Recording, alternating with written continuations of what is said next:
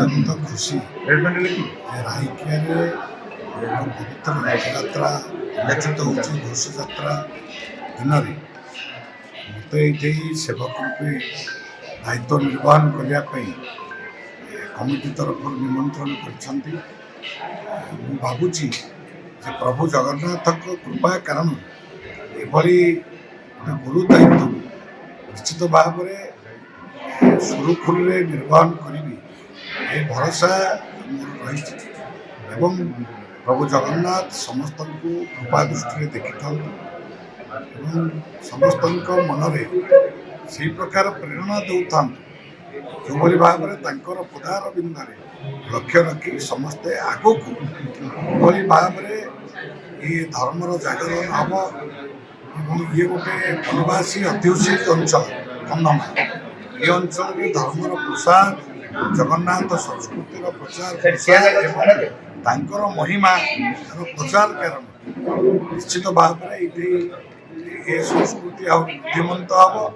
କନ୍ଧମାଳର ସଂସ୍କୃତି ସବୁବେଳେ ଜଗନ୍ନାଥଙ୍କ ସାଥିରେ ଅଛି, କାରଣ ଜଗନ୍ନାଥଙ୍କ ସଂସ୍କୃତି ହେଉଛି ଆରଣ୍ୟକ ସଂସ୍କୃତି ଏବଂ ସବୁବେଳେ ପ୍ରଥମରୁ ଆପଣ ଦେଖିବେ ବିଶ୍ୱାବସୁ ଶବର ଯିଏକି ନୀଳମାଧବଙ୍କର ସେବକ ରୂପେ ପ୍ରଥମେ ଥିଲେ, ଯେଉଁଠୁ ଜଗନ୍ନାଥ ଯାଇକି ପୁରୀରେ ପୂଜା ହେଉଛନ୍ତି, ସିଏ ବି ସେଇ ଆରଣ୍ୟକ ସଂସ୍କୃତି ବା ଶବର ସଂସ୍କୃତି, ଯାହା ଆଦିବାସୀମାନଙ୍କର ଆରାଧ୍ୟ ଦେବତା ହେଉଛନ୍ତି ପ୍ରଭୁ ଜଗନ୍ନାଥ।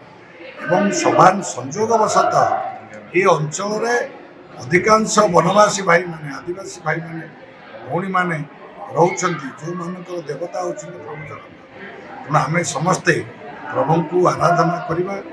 ତାଙ୍କର ଯେଉଁ ଘୋଷଯାତ୍ରାରେ ଆସିଛନ୍ତି ସେ ସାଧାରଣ ଜନତାକୁ ଦର୍ଶନ ଦେବା ପାଇଁ, ପତିତ ପାବନ ସେଇଥିପାଇଁ ତାଙ୍କର ନାଁ।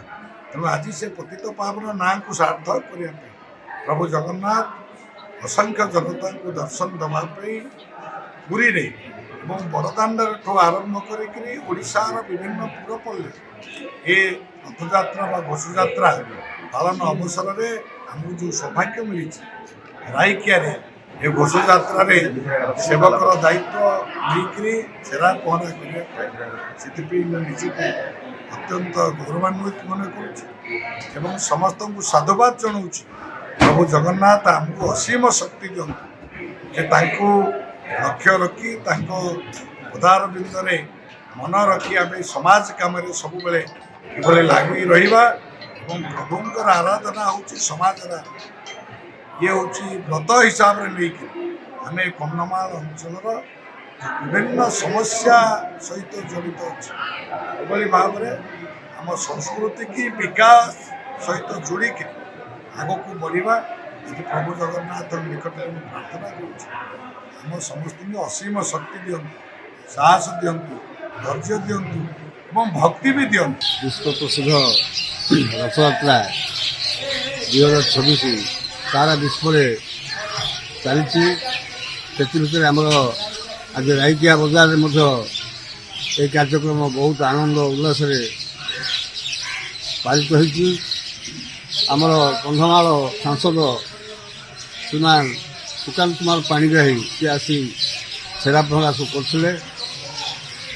ଯେଉଁ ପାଗ ଯେ ସକାଳୁ ଯେଉଁ ଖରାପ ଥିଲା ବର୍ଷା ଯୋଗୁଁ ଆମେ ଭାବି ପାରିନଥିଲୁ ଏତେ ସଂଖ୍ୟକ ଲୋକ ଏଠିକି ଆସି ସମାଗମ ହେବେ ବୋଲି।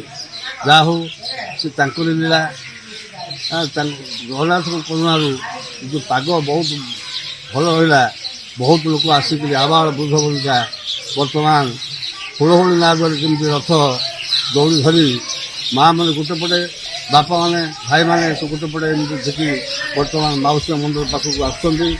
ମୁଁ ଏତିକି କହିବି, ଜଗନ୍ନାଥଙ୍କ ନିକଟରେ ପ୍ରାର୍ଥନା କରିବି ଏ ଅଞ୍ଚଳରେ କେମିତି କୃଷକମାନଙ୍କର, ବ୍ୟବସାୟମାନଙ୍କର କେମିତି ଉନ୍ନତି ହେଉ, ଚାଷ କାର୍ଯ୍ୟ କେମିତି ଭଲ ହେଉ ଏ ବର୍ଷ, ଆସନ୍ତା ବର୍ଷ।